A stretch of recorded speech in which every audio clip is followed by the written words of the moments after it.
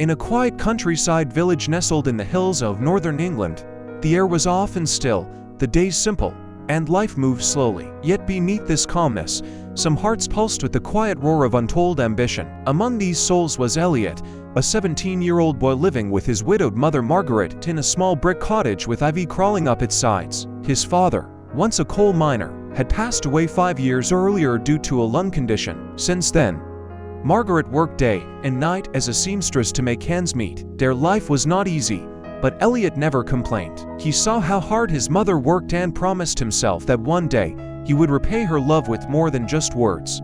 He had a secret dream: to become a doctor, not for fame or wealth, but to help those like his father, who had suffered without care. He longed to bring healing, hope, and humanity back to the world. Every morning, Elliot rose before the sun to help his mother carry fabric bundles to her clients. Then he'd attend school, return in the afternoon to do small jobs around the village, gardening, stacking hay, or delivering newspapers, and at night, he would bury himself in books. Margaret often looked at her son with a mix of pride and worry. "Elliot, you push yourself too hard. Don't forget to rest, love." But he'd always smile and reply, "You've worked all your life for me, Mom. Let me work for our future now." Each night, he lit a small lamp and studied until his eyes burned. Sometimes he wept silently into his hands, not out of despair, but because he carried a dream too large for his age. Still, he kept going. His tears were never weakness. They were sparks of his silent inner fire. One evening, walking home from the town library, Elliot saw an older woman being shouted at by a shopkeeper. She clutched a crying child, then looked helpless. People passed by, some stared, but no one stepped in. Elliot, though barely taller than the counter, stood between the woman and the angry man. "Sir, please. There's no reason to speak to her like that." The man scoffed. "And who do you think you are? No one special. Just someone who thinks kindness still matters." People began to take notice. The shopkeeper backed off, embarrassed.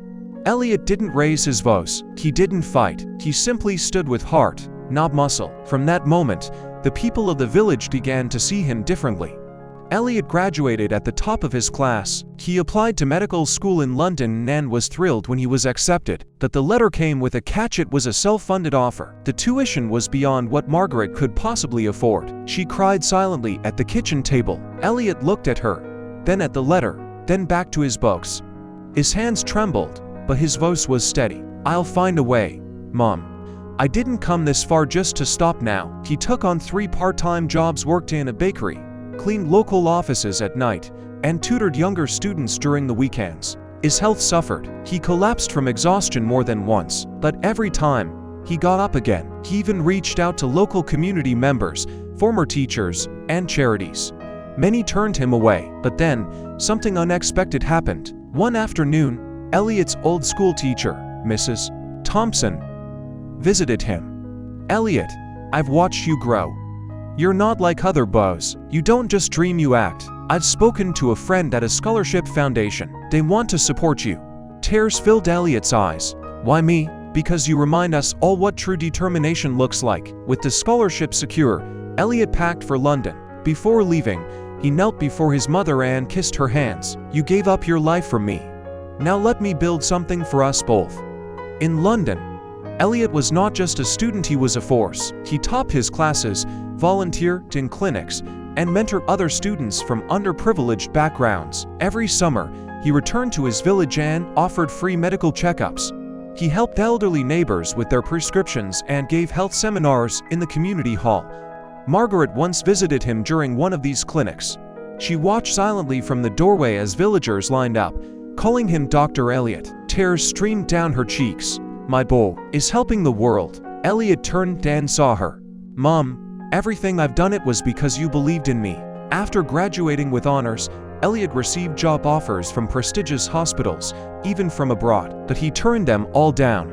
Instead, he returned to his village and opened a small but modern health center. He named it the Heart House, a tribute to the courage he once had inside. He never sought fame. He treated each patient rich or poor the same. He believed the best medicine wasn't just pills or surgery, but compassion and presence. One day, a young boy asked him, "Dr. Elliot, what made you want to become a doctor?"